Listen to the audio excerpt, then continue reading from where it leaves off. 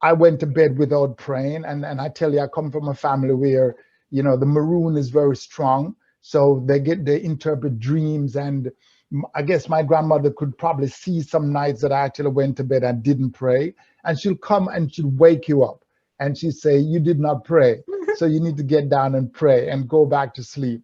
So that's the kind of family I grew up in, reading and reciting the books of the Bible back and forth. And so the idea of Babel Tower and language was you know, and the discrepancy and discourse that takes place in language and identity was very present when I was writing this one. But I also was writing it in a city because, you know, it came after writing Mega, actually.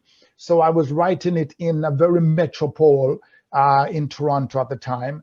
And that's one of the reasons it ends with, you know, when next break to see the sky, because you're always looking up, you know, walking in downtown. If you live in New York City, if you live in Toronto or London, the only way you can see the sky is actually to look up. And you know, so Babel Tower rise and steel, then steelless beaming, and it's connected to, in some ways, where we are today in this idea of some would call it confusion. I think it's an amazing evolution that we're going through, and it allows us to clearly identify where we are. And if you have some sense of history, you will understand that it wasn't too long ago when we were actually forced to walk through back doors and labor ourselves and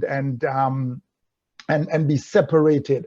And this idea of separation is a very old tool that has been used to diminish our potential as human beings on this planet. And I think it's a reminder, a very harsh reminder of where we are today and looking back in recent history.